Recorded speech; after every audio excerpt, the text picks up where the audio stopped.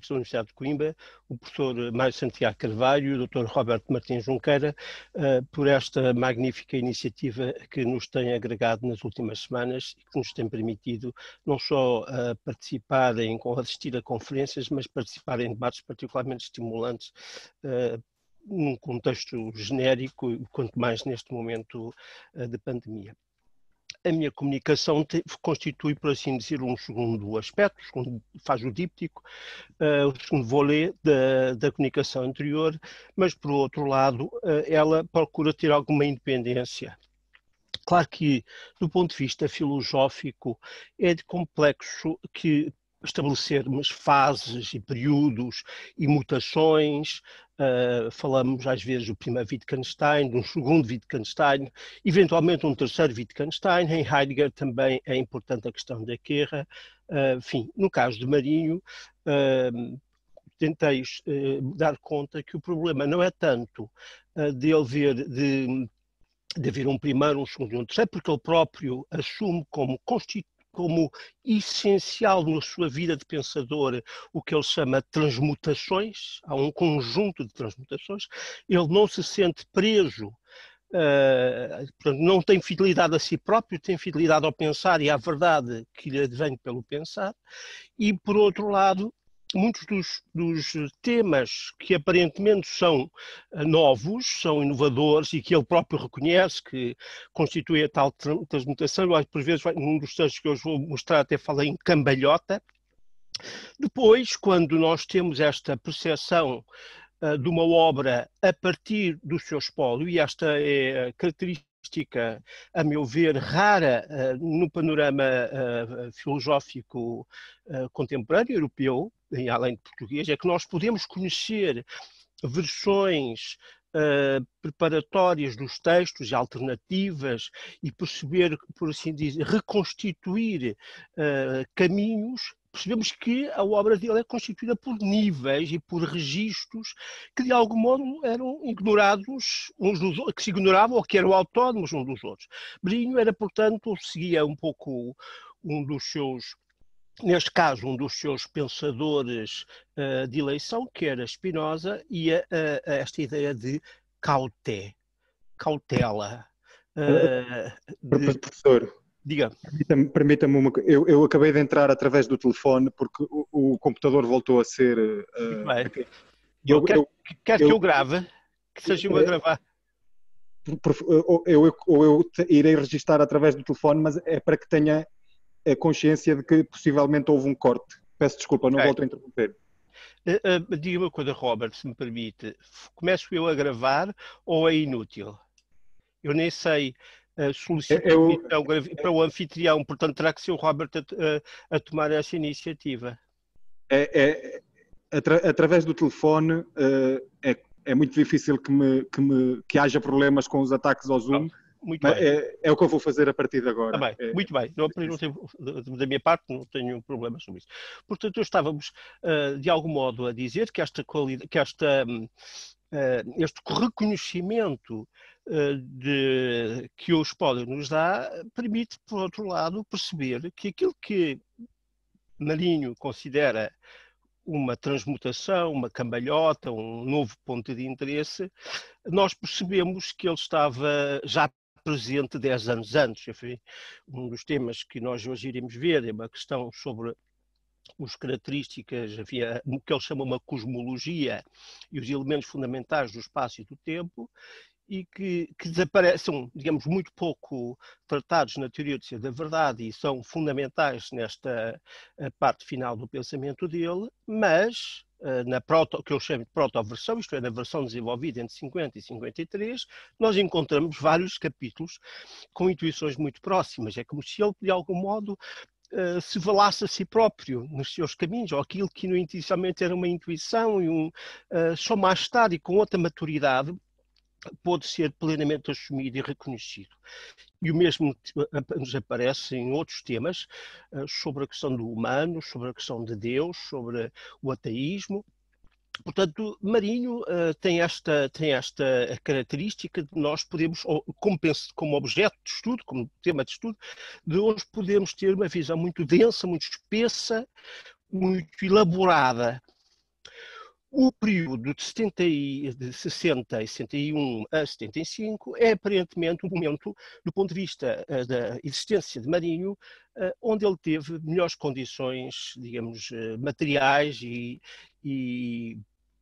de convívio. Ele, a partir de 58, passa a ter uma colaboração com a Fundação Carlos Gulbenkian, que vai desenvolver um projeto de constituir um centro de investigação pedagógica dirigido por um antigo aluno que depois transformou em amigo e muito próximo, Delfim Santos, que o convida a integrar o Centro de Investigação Pedagógica. E, portanto, neste período, Marinho vai ter um desafogo económico, uma despreocupação que nunca tinha tido até então, e a possibilidade de se inserir num centro de investigação que recebia as revistas de referência em muitas áreas científicas. Portanto, Marinho, de algum modo, vai ter como função, no Centro de Investigação Pedagógica, receber e recensear estas revistas. E estas revistas cobrem uma área imensa de temas. Nesse momento, a Fundação Carlos Gulbenkian, por assim dizer, tinha agregado muitos intelectuais que eram perseguidos, ou jovens literatos, Alberto Helder, Alexandre O'Neill, trabalhavam numa iniciativa muito louvável, desenvolvida por Braquinta Fonseca, que era as bibliotecas itinerantes, que elaboravam um boletim, e Marinho colaborava também neste boletim, elaborando pequenas súmulas, análise sobre essa de Queiroz, ou sobre Camilo Castelo Branco, ou sobre a literatura trovadoresca, ou temas sobre racionalismo, idealismo. E portanto, este seu percurso no centro era um percurso, digamos, muito convivencial, muito dialogante, com inúmeras solicitações, conferências e, sobretudo, este acesso a um conjunto de revistas e de referências que até então lhe tinham sido de algum modo distantes. Na Gulbenkian ele tinha encarregado, era-lhe pedido para desenvolver pequenos cursos dirigidos a professores do ensino secundário, do liceu. Pedagogias sobre humanidades, lições sobre estética e também, digamos, lhe era solicitado uma reflexão mais profunda e mais desenvolvida, e é assim que nos anos 64 ele publica um opúsculo que se chama Elementos para uma Antropologia Situada, onde ele desenvolve alguns dos temas. Eu estou agora apenas aqui a dar-vos este nome para nós percebermos o quadro cronológico. É um opúsculo, mas hoje sabemos pelo espólio que a ideia era fazer 14 opúsculos com temas muito diferentes, que no fundo iam, a partir deste primeiro, iam desenvolver, de facto, uma antropologia renovada, uma teoria da existência. Aliás, aqui um antigo, enfim, um discípulo muito próximo, um convivente muito novo, mas que ele tinha acompanhado nos últimos anos da sua formação jurídica, Fernando Gil, lhe pedia insistentemente. Fernando Gil, neste momento, já estava de partida para a França, onde iria fazer o doutoramento, e há uma intensa troca de correspondência, sempre muito respeitosa, muito elogiosa da parte de Fernando Gil, que vai contando ao antigo mestre quem são os professores, os temas, os assuntos, o que é que lhe interessa, as suas dúvidas, etc. Portanto, esta dimensão é também muito importante neste momento, e Marinho, portanto, desenvolve esta proposta que depois não se desenvolve. Aliás, um dos problemas de Marinho é que tem muitos projetos que depois não os concretiza, mas vai aprofundá-los nos anos seguintes, definindo uma obra mais extensa que se chama Filosofia, Ensino ou Iniciação. Mas, por volta de 67, 68, Marinho tem um problema oncológico grave e é operado, E desta intervenção cirúrgica, que o debilita bastante, ele recebe, enfim, um conjunto de cartas que são elas mesmo muito interessantes para se perceber não só quem são os interlocutores, mas a qualidade do diálogo. Vai levar que este projeto se demore. Entretanto, em 66 tinha falecido Delfim Santos, e ele escreve na altura alguns ensaios e conferências, digamos, muito finos na sua análise, na sua hermenêutica de Delfim Santos, e depois falece em 69 o amigo, o profundo amigo, o poeta, que é Régio. E com os dois, ambos conheciam-se desde a adolescência, quando ambos tinham 16, 17, um 16, outro 17, 18 anos, e ao longo de um percurso, a Vila do Conde, no Porto, em Coimbra, Marinho mantém uma relação fraterna e tensiva, muito tensiva, com Régio. Mas a obra de Régio era-lhe profundamente conhecida, interiorizada. E nesse momento, em 69, reparem que isto é tão importante do ponto de vista da Marinho, que nunca tinha escrito um texto assumindo a primeira pessoa, portanto, os textos não eram redigidos a partir de um sujeito neutro, de um nós literário. Neste momento, ele sente a necessidade de passar a escrever da primeira pessoa. E esta mudança, muito significativa, corresponde também ao momento de ele passar da análise, enfim, ele pedido um in memoriam de José Régio, para uma proposta de leitura das relações entre poesia e filosofia no pensamento português contemporâneo, e ele propõe concebe os preliminares de uma antropologia, vamos dizer, construída sobre esta relação, em que articulava Teixeira de Pascoais, Fernando Pessoa e José Régio. E é muito interessante, é um texto que eu reconstituir os fragmentos há pouco tempo, a importância e digamos, o caráter iluminador desta tríade, infelizmente hoje desatendida na sua contemporaneidade e na sua consistência, e substituída por uma tentativa de reconciliação apenas entre Fernando Pessoa e Teixeira de Pascoais. Mas esta ideia de um diálogo com um Deus justiceiro, terrível, e ao mesmo tempo um sentido da liberdade que o Não Vou Por Aí, de Régio, marca,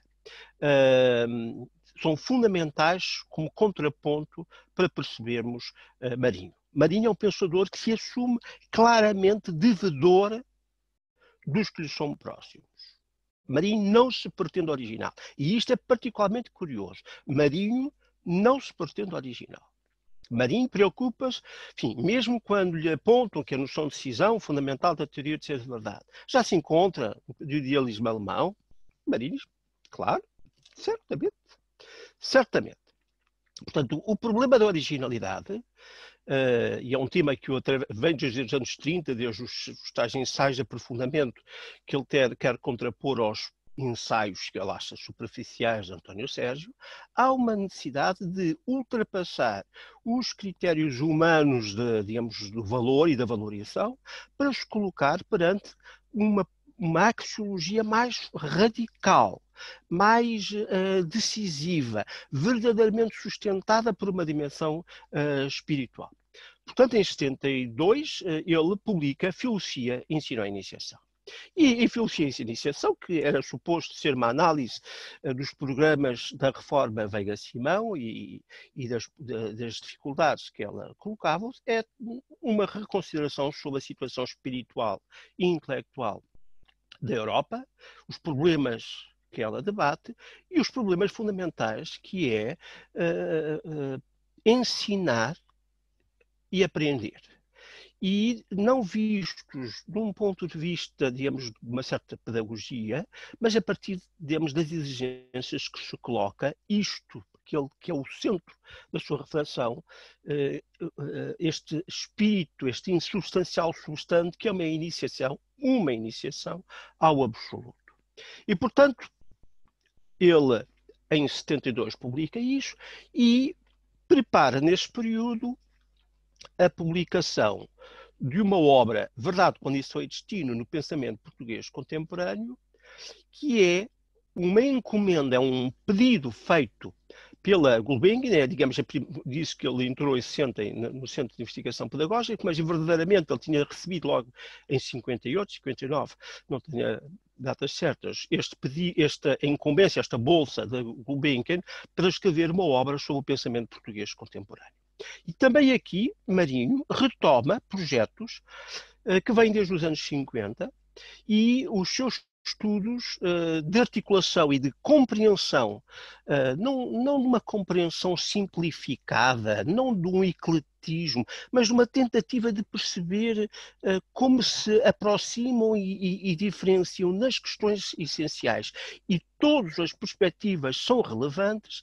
Aquilo que ele, no primeiro momento, dominou, misticismo e lógica no pensamento português moderno, depois filosofia e teologia no pensamento português moderno, mas isto é, insistindo que uma certa visão da filosofia, não apenas académica, mas centrada no humano e na relação com a ciência e também com a arte, e que de algum modo supere e passe rapidamente pelas questões da religião, é um caminho aparentemente amplo, fecundo, mas, na verdade, um caminho fechado e conducente a encruzilhadas insolúveis.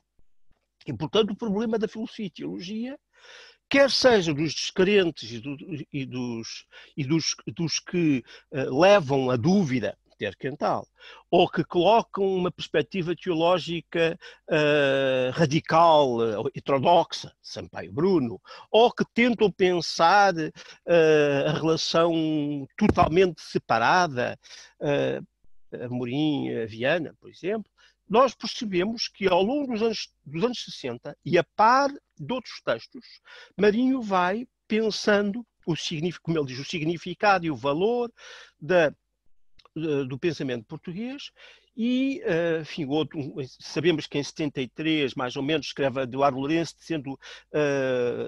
decidir chamar a razão crucial no pensamento português, e aqui a questão da razão crucial é fundamental, e, finalmente, ele escolhe, provavelmente já em 74 a 75, este nome Verdade, Condição e Destino.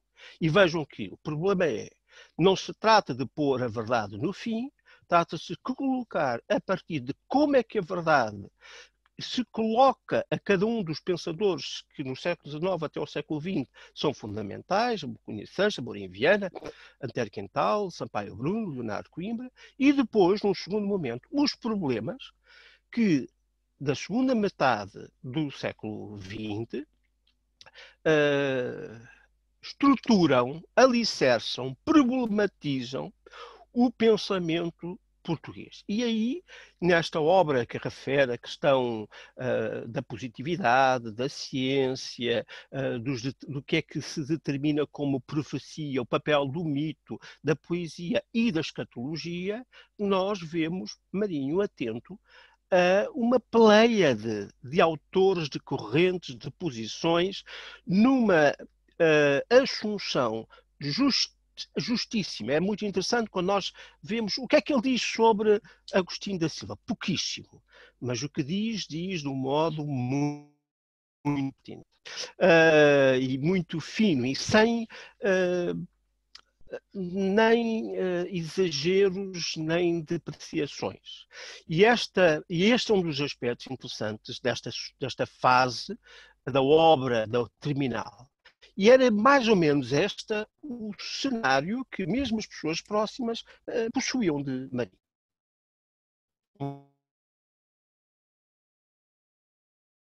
Ele, relativamente discreto, humilde, enfim, há uma história de Gilbert Durand, não, Jorge Gordon vem a Lisboa nos anos 70 e, enfim, é apresentado a Marinho e o Jorge pergunta, mas quem é esta figura que os senhores têm aqui? Mas certamente é uma pessoa importantíssima no vosso país, o grau, a densidade, e no fundo ele continuava a ser aquele pequeno homem com longos cabelos brancos e relativamente discretos.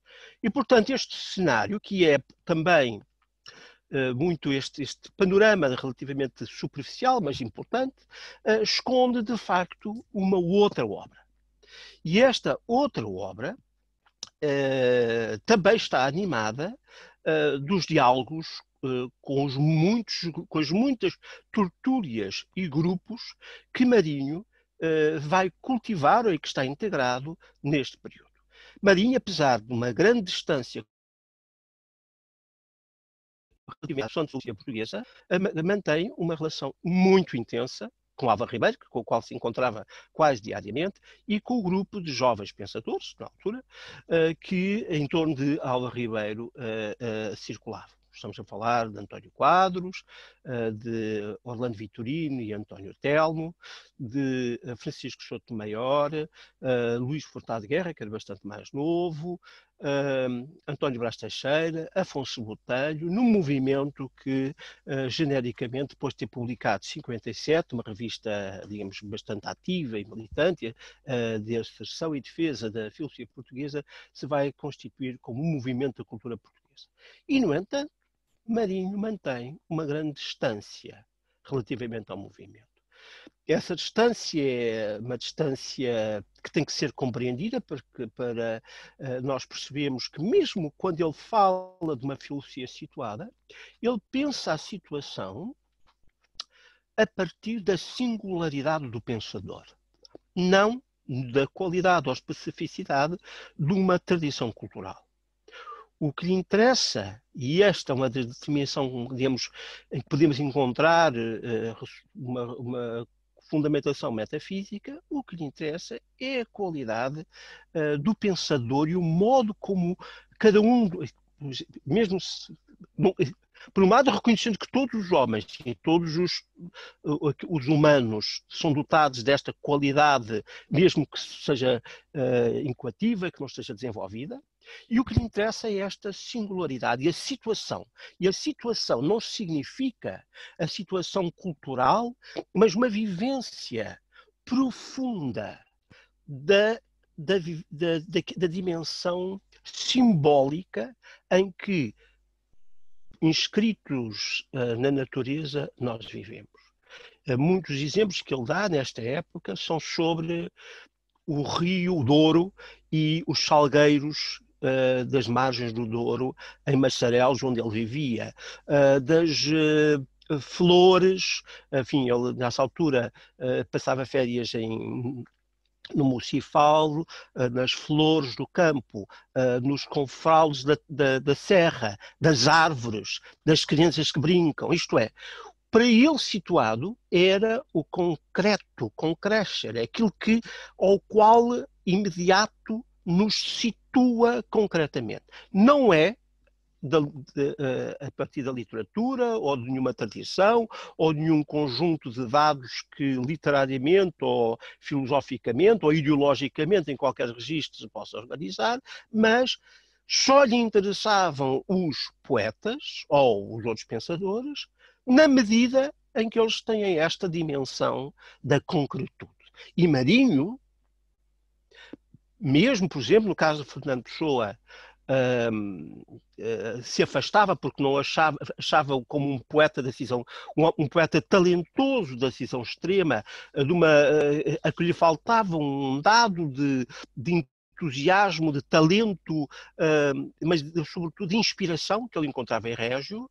Marinho recitava de cor a poesia de Álvaro Campos, uma mensagem, enfim, uma pessoa que eu entrevistei para o conhecer, uma pessoa, enfim, relativamente conhecida, dizia que ele no colégio académico onde ele tinha conseguido dar umas aulas, os encantava explicando Fernando Pessoa.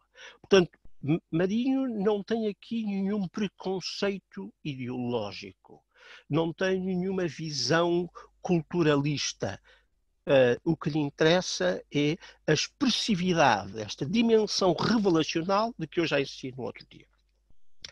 E é neste conjunto em que ele, em volta deste grupo, ele ao mesmo tempo participa, mas não deixa de criticar, mas não é apenas, porque vivendo ele numa zona de Lisboa, que, junto aos Estados Unidos da América, era uma zona, digamos, nessa altura relativamente nova e onde vários novos casais se tinham instalado, e havia um conjunto de cafés, o Café Vavá, o Café Luanda, o Café York, ou Nova York, e Marinho circulava ativamente nestes cafés, onde, aliás, todas as manhãs ia escrever, ainda no momento de relativa pausa.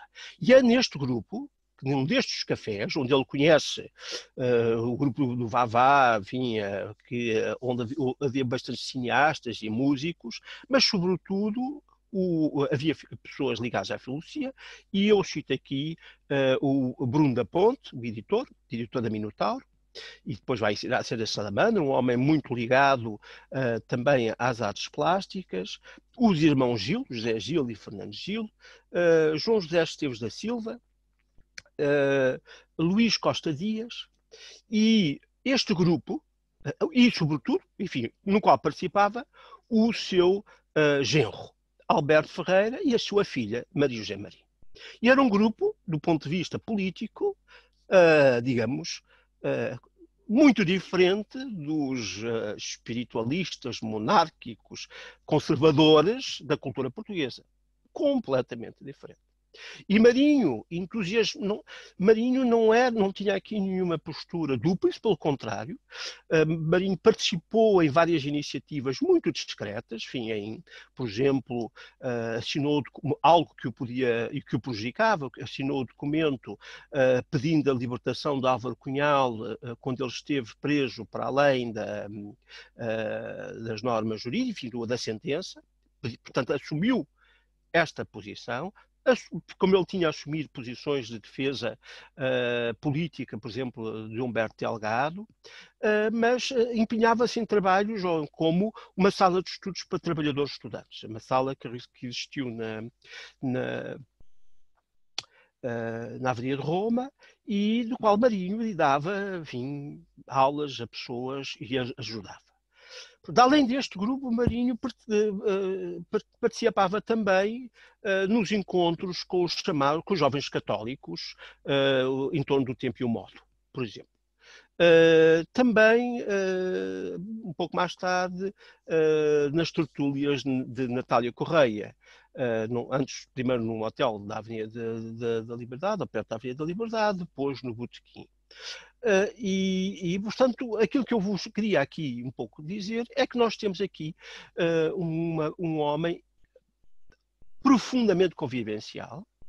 Eu tive a sorte de assistir a uma gravação que, entretanto, se perdeu, feita em casa de Lima de Freitas, o pintor, em que Marinho recita a São Jerónimo e a Trovoada de Teixeira de Pascoais. O Marinho tinha uma voz baixa e uma voz profundamente marcada pelo sotaque do Porto, do Norte. Portanto, e era um homem que conseguia uma extraordinária elegância no modo de se exprimir. E, portanto, essa parte, temos um homem muitíssimo, digamos, feliz com os netos, e ao mesmo tempo uma pessoa muito calorosa. Muito calorosa. Alberto Freire e a mulher, Maria José Marinho, que ambos do Partido Comunista. Alberto Ferreira é preso em 63 e, de algum modo, há ali um problema de suporte da família, e as cartas escritas entre José Marinho e Alberto Ferreira são absolutamente comoventes, não só por serem são assinadas por pai. Marinho assumia-se como pai, mas eram cartas onde a par de preocupações, o que fazer da Zesa, do que fazer do Jaime, não te preocupes, porque eles ficaram a ler contos de que eu estive a contar-lhes contos infantis, ou demos o jantar, portanto, coisas desta carta prosádico. Do momento, vemos no momento seguinte uma grandíssima profundidade reflexiva em comentários. Eu tenho aqui alguns dos textos, eu estou a falar um pouco para não vos maçar com deixa-me ver se eu consigo. Tenho aqui uma indicação, Robert, não sei se me está a ouvir. Diz assim: o anfitrião desativou o compartilhamento de tela do participante. Robert? Sim, peço um segundo porque eu estou no telefone e eu não domino. Ok, muito bem. Olha, então eu vou continuar a falar. Quando achar que eu já posso tentar o PowerPoint, eu passo para o PowerPoint. Acha bem? Eu vou-lhe tentar dar aqui permissão de host, de anfitrião. Ok, muito bem.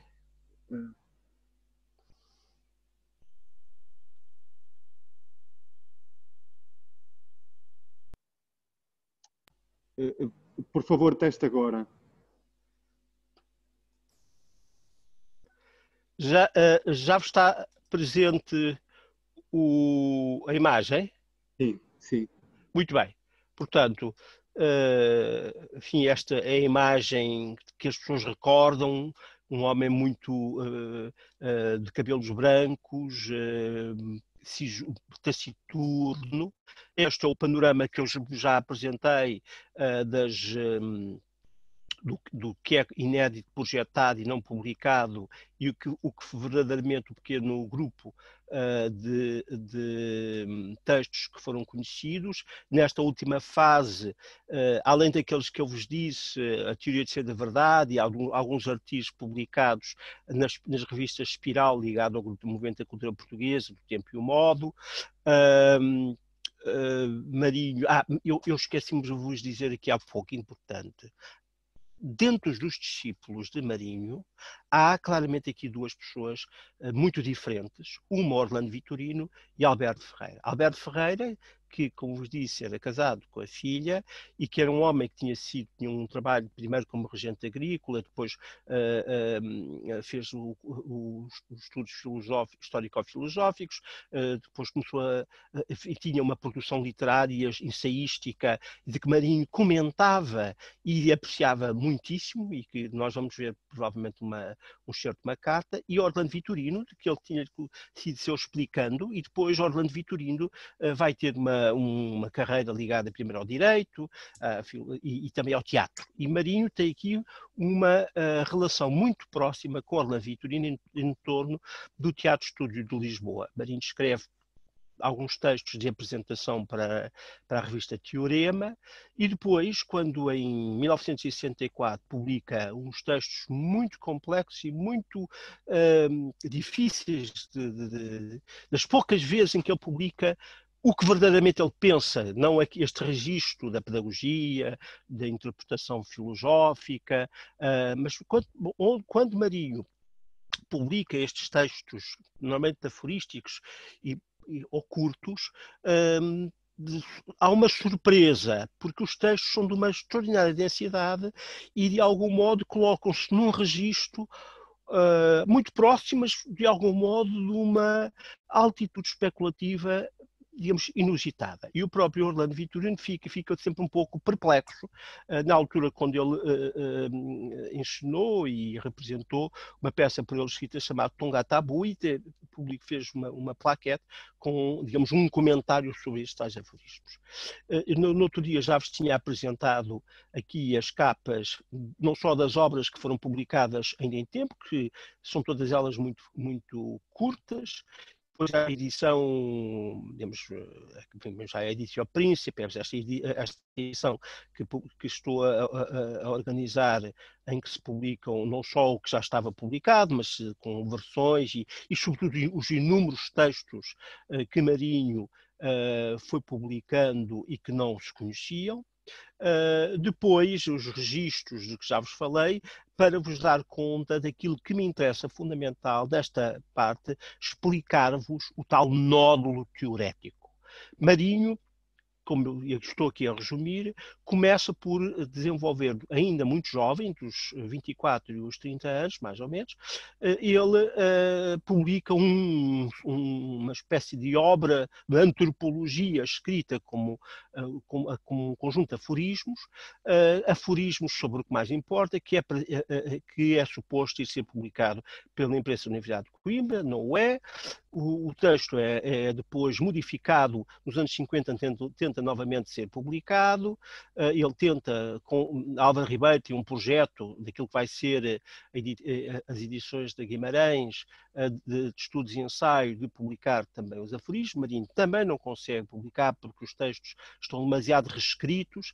Nos anos 60, já depois da teoria, pensa novamente em publicar, pede ajuda a Alberto Ferreira para os organizar, mas desistem porque é muito complexo e, sobretudo, porque Marinho está sempre a escrever aforismos. E, portanto, as 300 páginas, enfim, dos aforismos sobre o que mais importa são digamos, desaparecem num conjunto imenso de novos textos. É verdade que também o estudo da obra vai nos permitir que Marinho nunca deixou de escrever aforismos, e é isso nos volumes, que se tiverem a ocasião de ver os volumes que eu já publiquei, há sempre, em todos os anos 40, 50, sempre há textos aforísticos, é verdade, menos conseguidos, menos intensos, mas depois da publicação em 61 da Teoria de Ser da Verdade, Marinho retorna aos aforismos. E retorna aos aforismos não logo, quer dizer, temos 5 escreve aforismos desde os anos 60. Ele, neste período inicial, tenta explicar a teoria de ser da verdade, desenvolvendo e percebendo onde é que estão as dificuldades que os leitores, e estamos a falar de Álvaro Ribeiro, Pinheiro da Gomes, António Quadros, mas também o Régio lhe colocam, por exemplo, Santana Dionísio tem uma recensão na Colóquio devastadora, acusando Marinho de germanismo ou de, digamos, de plágio germanístico. Portanto, Marinho não encontra uma recepção favorável. E, sobretudo, tendo começado a Guerra Colonial, alguns dos elementos do movimento da cultura portuguesa assumem uma postura claramente próxima do regime, enfim, no interesse, próxima de posições de defesa do ultramar, enquanto Marinho tem uma atitude bastante distante, e até, diríamos mesmo, contra, e a sociedade portuguesa se extrema.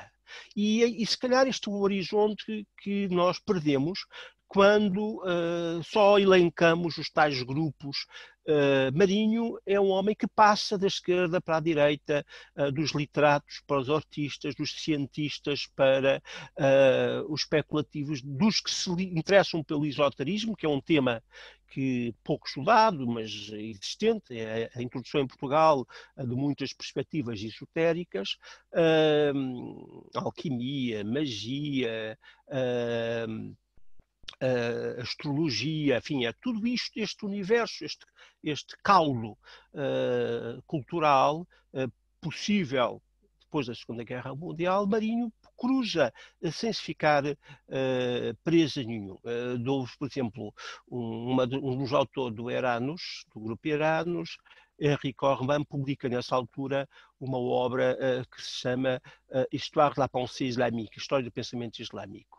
E Marinho leu porque se percebe que, a certa altura, algumas das distinções que vêm logo no início desta obra por Corbin são assumidas na sua reflexão. E, portanto, depois, mais tarde, eu encontrei o livro na biblioteca e lá estava o texto. Enfim.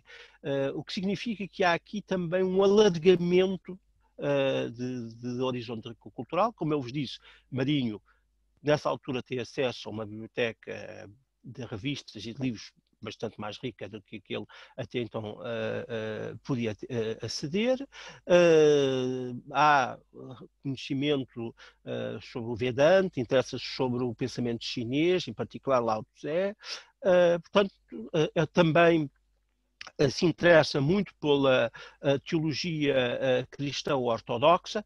Portanto, há aqui muitas referências e uma disponibilidade por este alargamento que ele tinha, de algum modo, colocado de lado durante a fase final da gênese da teoria. Depois, enfim, eu aqui sistematizo aquilo que eu já vos disse.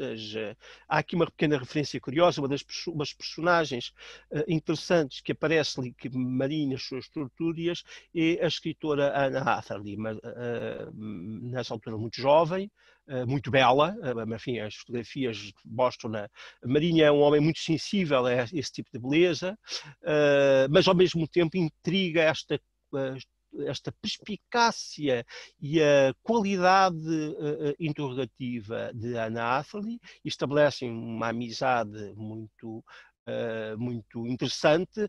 Penso que o mestre de que Atherley descreve, em parte, tem sinais de Marinho. Uma outra figura importante Marinho tem deixa-me só dizer isto com uma parte. Marinho, e isto contrasta muito, por exemplo, com Álvaro Ribeiro, mas com toda a tradição, à esquerda e à direita, valoriza muito o feminino, as mulheres. Aliás, ele vê uma virilidade excessiva, um dos sinais da decadência e da falta de qualidade da cultura europeia. Deste querer, esta vontade, toda esta dimensão estritamente humana da cobiça e do alcance de objetivos próximos, ele sente muito medo. Pelo contrário, o cuidado da mãe, o ensino indireto, a sugestão, a densidade das imagens, o cuidar, lhe parecem fundamentais.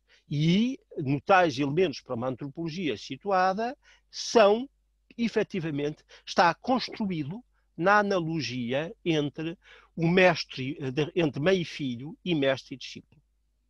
E esta analogia, de algum modo, de alguém que deixa o outro fazer o seu caminho, acolhe os passos incipientes, ajuda-o a aprender e a ganhar maturidade, aceita as negatividades, as contraposições e oposições, atende aos pequenos sinais. Tudo isso que nós vemos num trabalho de uma mãe, se calhar hoje já não teríamos esta figura tão centrada da mãe, o pai também foi aprendendo, o modelo do pai também se alargou, mas na figura do discípulo. O discípulo não é apenas esta ideia de que o discípulo se tem que libertar do mestre. Ele tem esta experiência com Leonardo Coimbra. Há uma carta de 43 a Régio, em que ele diz agora que é o momento em que ele tematiza a noção de decisão e diz a Régio, agora afastei-me definitivamente de Leonardo Coimbra, e no entanto nunca estive tão próximo dele. E em outras passagens mais íntimas ele descreve diálogos imaginários com o mestre. Portanto, mestre Leonardo.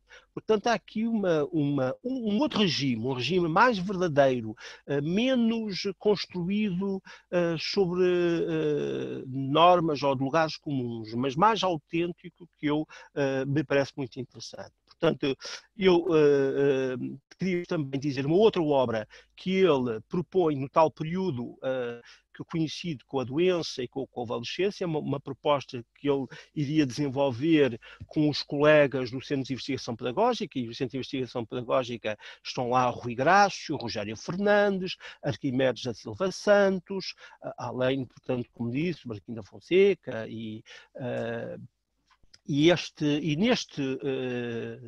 nesta proposta.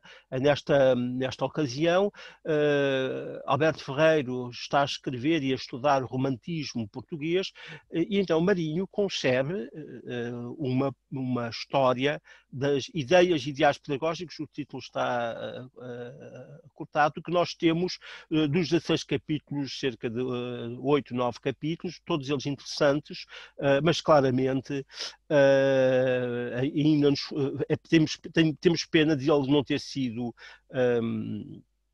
dele não ter sido desenvolvido. E a questão que ele insiste é esta limitação de um racionalismo à esquerda e à direita, ou de um teor mais teologizante e moralista, que é um teor mais político e ideológico, e uma diminuição do sentido da imaginação.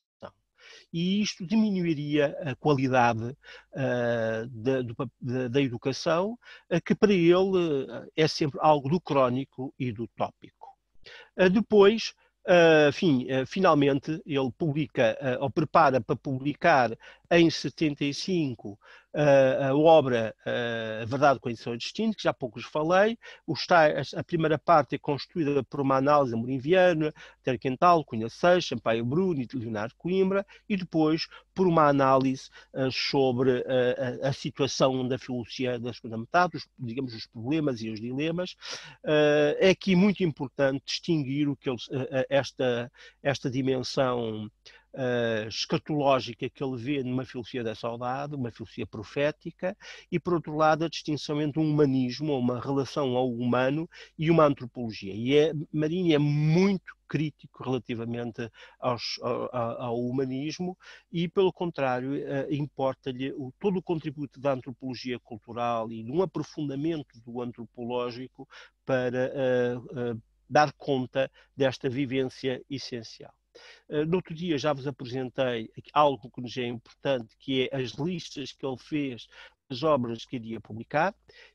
Muitas às vezes as listas não são completas, mas aqui está claro que a Filosofia e Teologia do Pensamento Português Contemporâneo seria um livro, a Razão Crucial seria o tal segundo livro, que depois chamou Verdade, Condição e Destino, que chamou um quadro ou uma interpretação, e que teria a intenção de publicar novos aforismos e fragmentos, e um Sampaio Bruno, o Mistério Enigmático. Provavelmente esta é uma versão desenvolvida de um capítulo que foi publicado, e uma nova interpretação do sebastianismo, que tinha sido um projeto que ele tinha desenvolvido entre 47 e 49, aliás, foi a primeira obra que eu reconstituí, em que ele pensa o sebastianismo de um ponto de vista antropológico como um encobrimento do homem e das possibilidades do homem. Isto é, há uma restrição, um encobrimento, uma diminuição do horizonte, quer no originário, quer principial do humano na modernidade, do qual o sebastianismo seria ao mesmo tempo tentativa sinal e tentativa de se libertar, e de algum modo também restrição e, digamos, reificação desta proposta. E de algum modo esta interpretação do sebastianismo desenvolve a de Sampaio Bruno, mas ao mesmo tempo ganha uma outra amplitude. No outro dia já vos expliquei, eu tentei, enfim, desculpem esta expressão de explicar, que nesta fase final, Marinho vai escrever várias formas de autobiografia espiritual, e vai tentar dar conta dessa transmutação, desta cambalhota que acompanha este último período. E aqui eu não posso demorar muito a explicar todas as questões. Marinho percebe que a questão fundamental do pensamento filosófico é ter aproximado muito Deus e homem e ter simplificado as coisas. E, portanto, ele sente a necessidade de encontrar, para além do que ele chama a tradição próxima, judaica, cristã, islâmica, a tradição remota. Ele tenta também, digamos, desenvolver de um ponto de vista... Desculpem lá, eu acho que estraguei aqui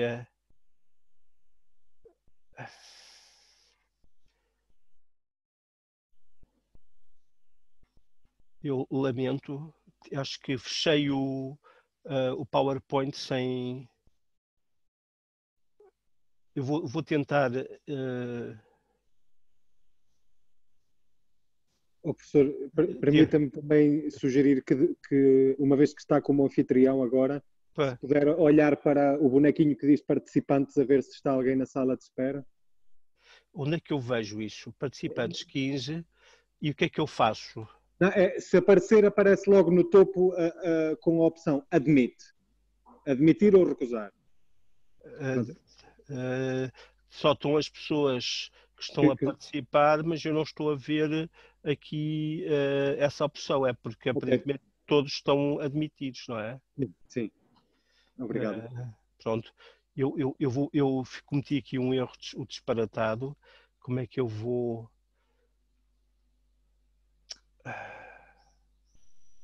O meu erro foi disparatado, foi ter fechado o PowerPoint sem saber agora como é que eu vou voltar para o PowerPoint. Jorge? Diga. Sugiro que use o botão compartilhar tela. Ok.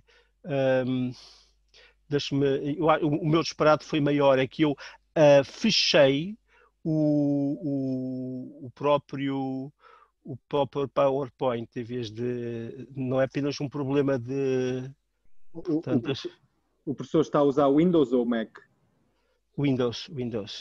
Talvez no botão iniciar encontrará sim. algo que é documentos recentes ou uma coisa assim análoga. Pois é isso que eu estou a tentar ver se encontro aqui. Desculpem esta aslice.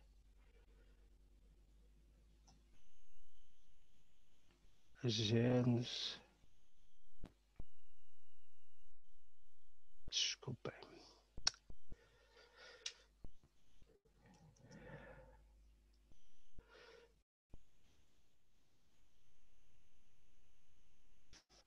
Já estou a abrir. Já estou. Portanto, deixem ver se eu já consigo. Aqui, cheguei outra vez. Já estamos? Já estão a ver? Está a abrir. Pronto. Já estamos a ver. Pronto, muito bem. Muito bem. Aquilo que o Marinho quer pensar é, vejam, este sentido de uma lei inevitável que na planta faz surgir a semente e da semente tira de novo a planta, faz ser a escada do ser até o mais baixo. O homem não é mais que um anjo caminhando para o meu baixo degrau do ser.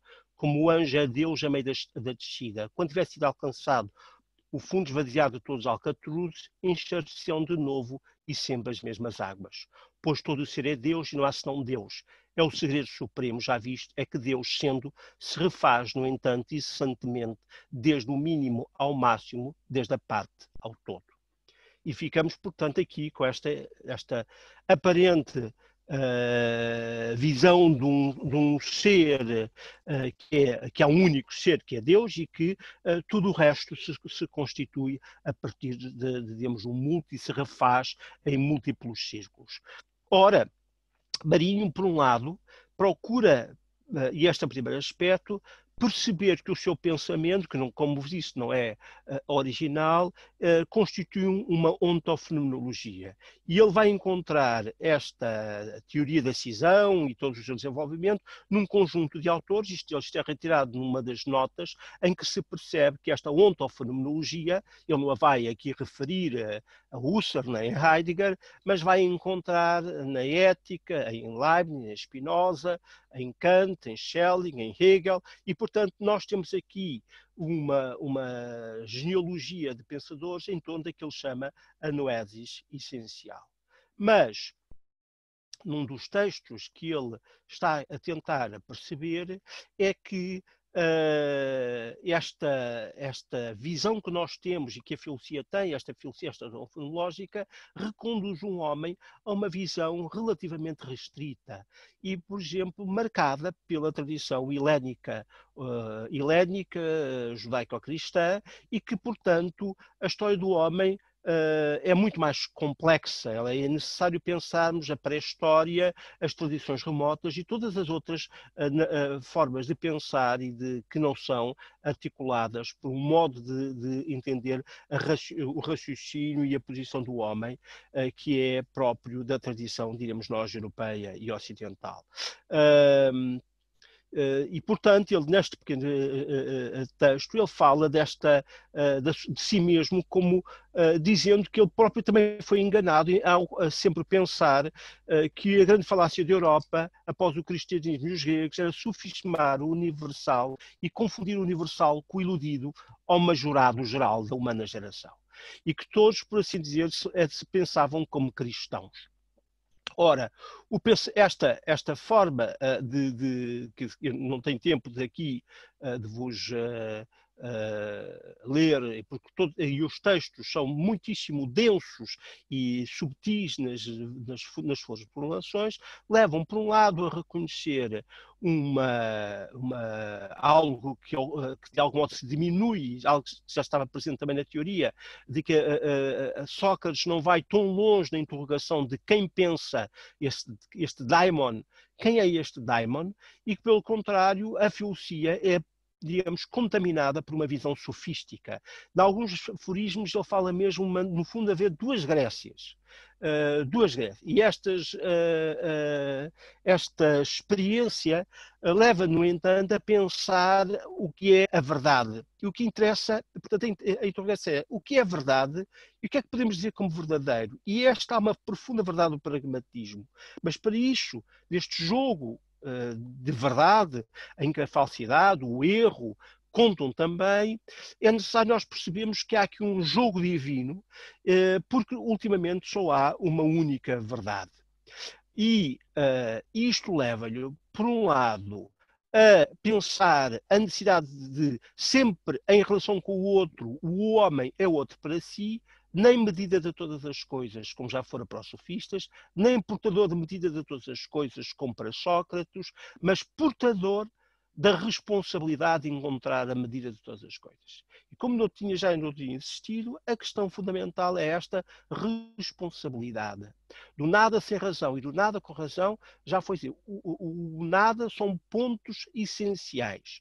E, portanto, de algum modo importa superar a Grécia judeia, pequenos povos simplistas, e podemos ter que pensar um saber auroral do Oriente. Mas este Oriente não é o pensamento asiático, não é, por assim dizer, pensar os hindus ou os chineses por si. É preciso ir mais longe do que esta visão culturalista de exotismos. Noutro texto, eu pus aqui para falarmos somos filósofos hipnotizados pela Grécia sofística e socrática, a que colocamos sempre uma razão centrada no humano e que, portanto, nem atende ao divino na sua extraordinária complexidade de aspectos, nem à natureza profunda e genesíaca de qual desconsideramos. Mas vejam, e pus isto aqui porque isso antecipa muito, este modo destes textos cada vez mais curtos, incisivos, aforísticos, em que ele diz: se nasceste com Lao Tse, porque queres ser Confúcio? Se nasceste com Spinoza, porque corre o risco de pretenderes seguir a via de Leibniz ou de Hegel. Tu és o homem da verdade simples no princípio, no meio e no fim. A verdade do princípio e do fim a disseste como era possível. Se até ousas tantas vezes admitir que te foi possível exprimir-a como a raros foi dado, e claro, que para o intérprete mas onde é que está a verdade do meio? Portanto, muitos dos textos, eu com isto quero vos dizer isto, se ele tem esta construção, é porque o problema fundamental é a verdade não da origem, do fim, que de algum modo na teoria fica esclarecido, mas é o modo como se articula em trânsito e recurso desta intuição instantânea para o tempo que se abre e de uma cisão extrema, onde aparentemente a realidade não progride mais ontologicamente, surge nesta extremação de não haver já elementos, aquilo que ele chama o nada, a possibilidade de retomarmos um sentido genesíaco que está na própria noção de concepção, de conceber, e que a razão seja não propriamente um órgão argumentativo ou judicioso, mas uma capacidade de visionar, mas nesta visionação está a compreensão e a integração de todas as posições diferentes. E, portanto, Marinho, em vários textos, vai, ao mesmo tempo que interpretando e valorizando o pensamento hindu e chinês, vai-lhes apontando os seus limites. Vejam, toda a aforísmica, desde Lao Tse e certo dele, é penetrada da perplexidade do mais íntimo contínuo e descontínuo, da verdade que fulge num instante indiviso e diviso que nos trespassa, da mesma verdade que perpassa no discurso em que a nossa razão ilusoriamente consiste e lhe foge. E se tudo isso ocorre naquele íntimo vazio e naquelas áreas, regiões exteriores em que a própria razão se delicera, ultrapassa e foge a si. Portanto, pensando, enfim, nestes casos eu não pus as vírgulas para vocês verem que temos textos, digamos que ainda não estão terminados, são transcrições diretas. Claro que na versão vamos ter que pôr aqui as vírgulas e para que digamos, o defeito gramatical não tolha a grandeza do que está a ser pensado. Mas é isto que me parece particularmente importante nestes textos, é esta ideia de pensarmos ontologicamente as descontinuidades. Noutro texto, penso que tenho aqui uma carta em que ele dedica, uma das tais cartas interessantes que ele dedica ou que envia a Alberto Ferreira quando ele está na prisão, em que Alberto deve-lhe ter feito algum comentário. Ele diz: será que eu compreendo hoje melhor assim do que me compreendo a mim próprio? Será que um ontologista radical, a antropologia tal como a teologia ou cosmologia separadas per si estão vedadas? E depois ele dá este resumo de como entende qual é a sua cosmovisão.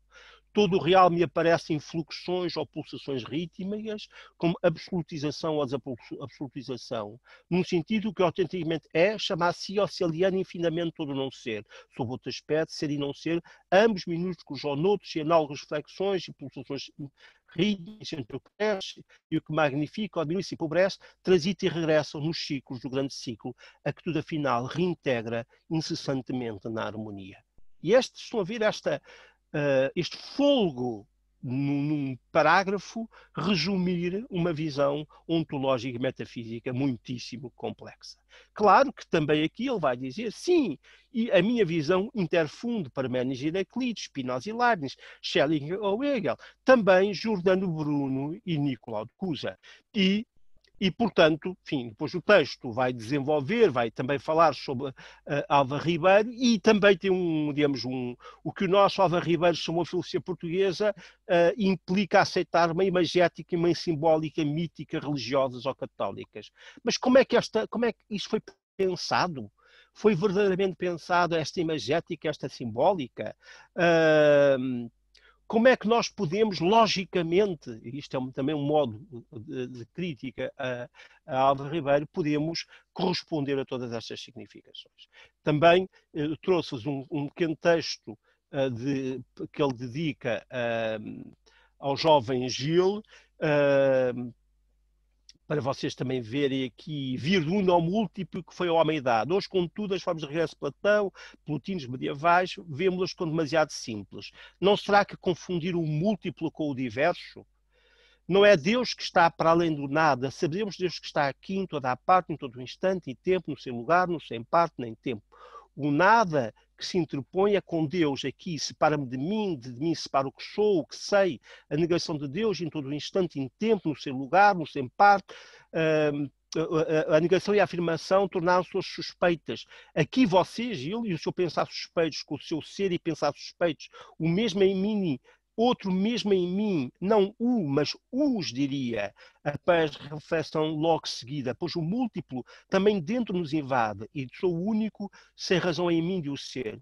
Resulta que só sabe o que diz plenamente e sem ingenuidade ou obstinação. Sou. Simplesmente é um modo pretérito aos homens ou nos homens. Não o sei.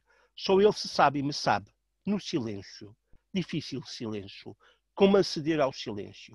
Não é mística, pelo menos a mística em geral chegou à palavra filosófica. E pronto.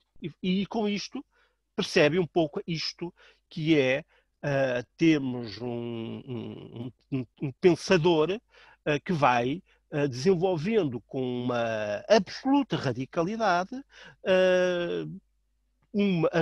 a reflexão que ele tinha seguido antes, mas a leva digamos, ainda a planos mais complexos. Eu queria-vos também chamar a atenção que o pensamento nele não é só um pensamento que se exprime aforisticamente. Marinho tenta, por vários modos, alcançar formas sutis de sistematização. Enfim, deixo passos rapidamente, estou a olhar para as horas, um texto que são os passos da meditação, e temos aqui toda uma reflexão sobre a questão do múltiplo, do instante, do ponto, e da necessidade de pensar não propriamente a partir de um espaço e de um tempo vagos e indefinidos, mas a partir desta dimensão concreta, deste ponto, deste instante, como ele diz, diviso e indiviso, desta dimensão indimensional, que no fundo faz com que cada lugar seja absolutamente concreto, e com isso ele vai repensar a noção de vazio.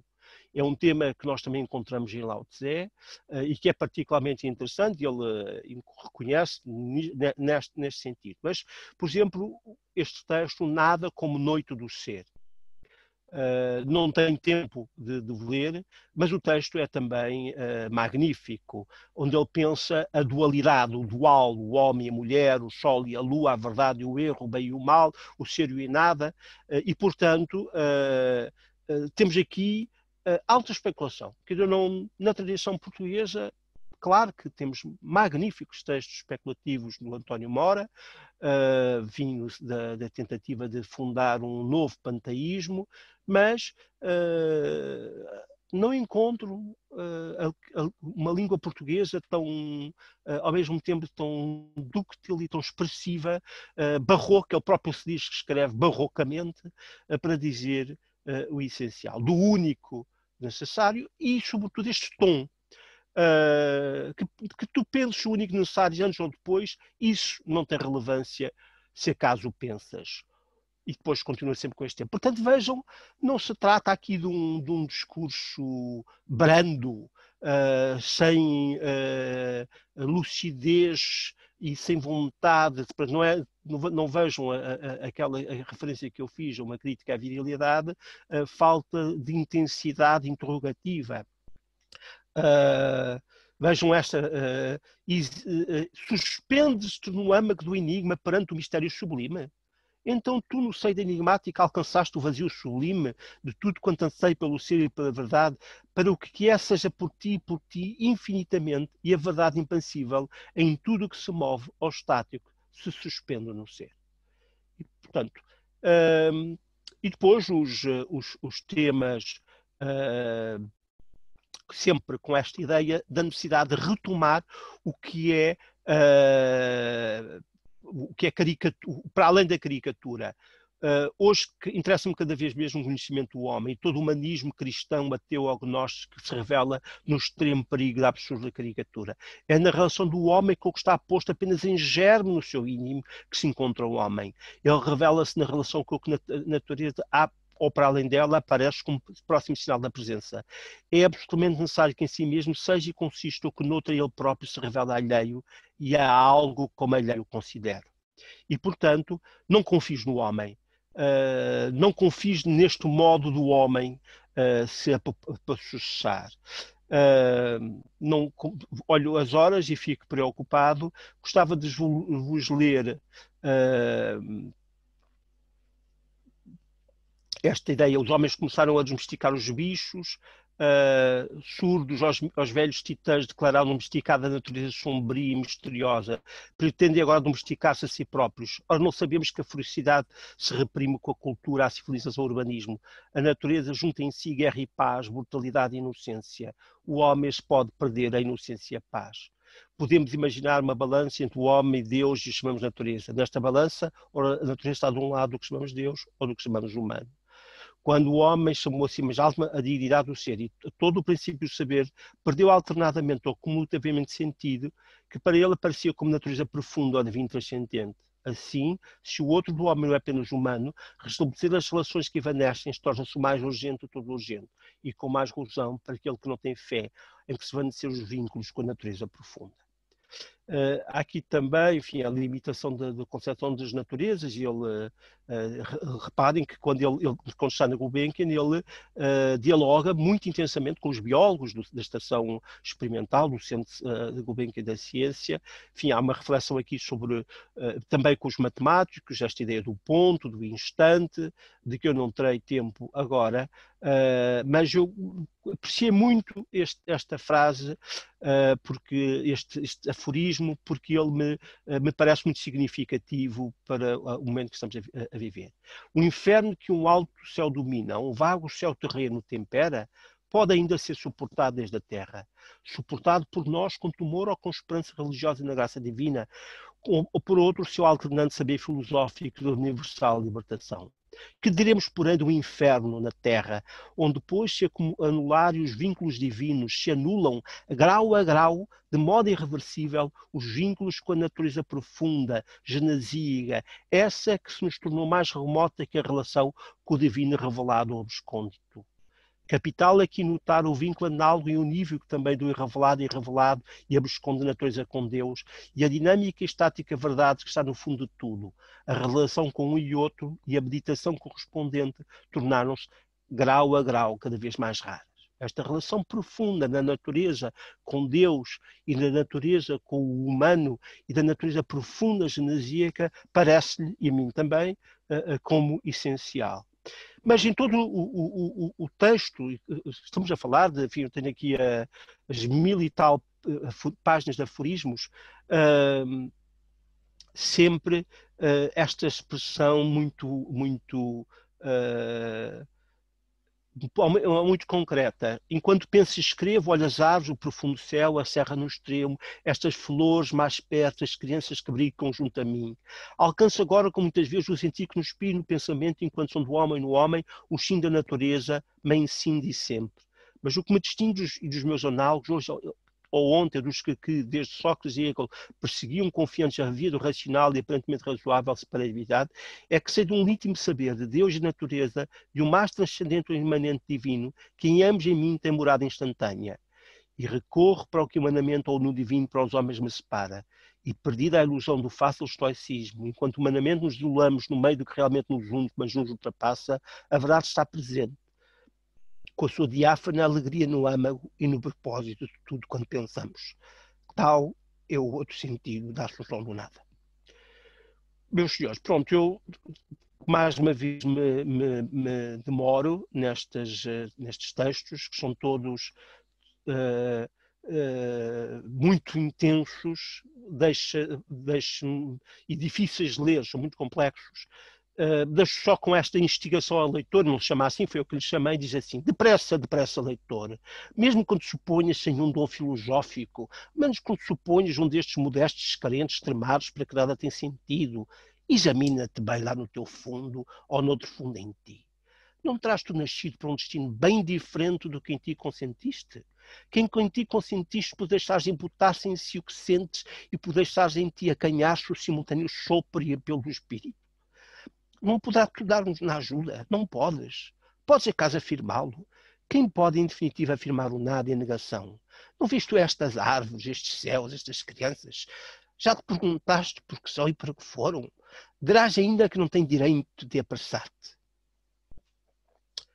E depois, vejam com a qualidade desta passagem. Caminhas sempre atrás de ti próprio, pronto sempre a interrogar sobre o que escuta de melhor em teu ser, sobre o que expões depois de tudo, tanto ter alcançado o teu pensamento mais alto e mais profundo.